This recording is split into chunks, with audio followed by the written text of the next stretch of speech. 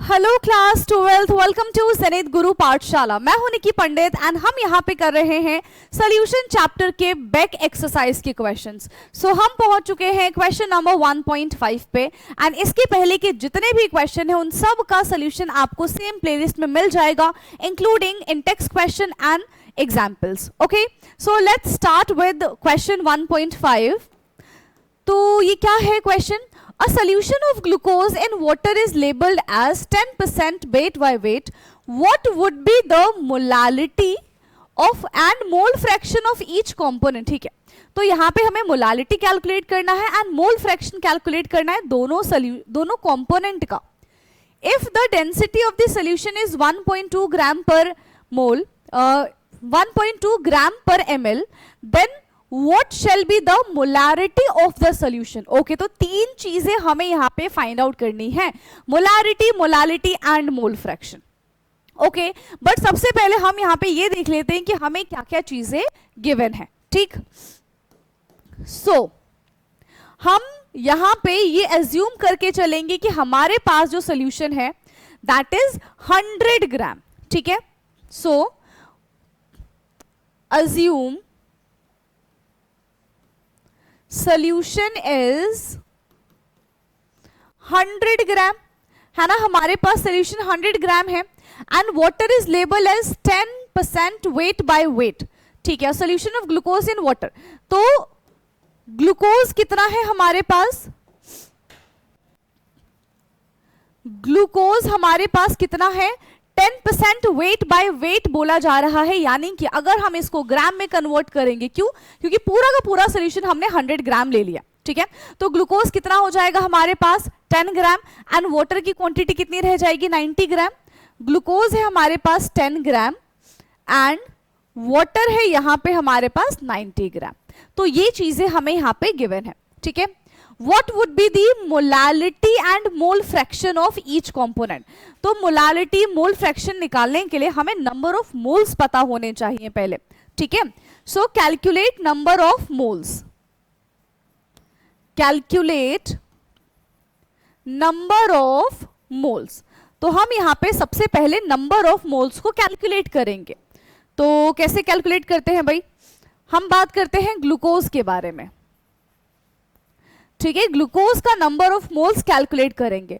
So given mass upon molecular mass. ठीक है, given mass upon molecular mass. तो given mass कितना है ग्लूकोज का हमारे पास? दैट इज 10, है ना। इतना ही मास हमारे पास ग्लूकोज का गिवन है। Now what is the molar mass of glucose? Glucose का मोलर मास कितना होता है? सो फॉर्मूला मैं आपको बता दे रही हूँ ग्लूकोज का, C6H12O6। यहां से जब आप मोलर मास निकालेंगे सो दैट इज 180।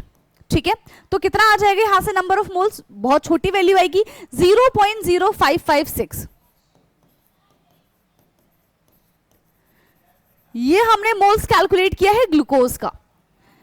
ऐसे ही अगर हम नंबर ऑफ मोल्स कैलकुलेट करेंगे वाटर का, तो given upon molecular, given upon molecular, है ना, 90 अपॉन 18 आ जाएगा, जो कि ऑफ कोर्स बड़ी वैल्यू आएगी। 18.5 जा, बता दो जल्दी, 18.5 जा कितना होता है? That is 90। तो ये हमारा यहां से 5 मोल आ गया। अब हम सबसे पहले मोलालिटी कैलकुलेट कर लेंगे। ठीक है, मोलालिटी है, मोलारिटी काफी सारी चीजें हैं, बट सबसे पहले हम बात करते हैं molality. Number of moles of solute upon solution, not solution, molality है ना, solvent in KG, solvent in KG. ठीक है, किस में आएगा? केजी में आएगा। तो नंबर ऑफ मोल्स तो हमें पता ही है 0.0556 और सॉल्वेंट इन केजी हमें किस में दे रखा है? ग्राम में दे रखा है ना। तो 90 ऊपर हम कर देंगे 1000 से मल्टीप्लाई, बस यहां से हमारा मोलालिटी आ जाएगा 0.617 m। ठीक है, कितनी मोलालिटी आ जाएगी बेटा? 0.617। ठीक है, एक चीज हमने यहां से निकाली दैट इज मोलालिटी। अब हम किसके बारे में बात कर रहे हैं?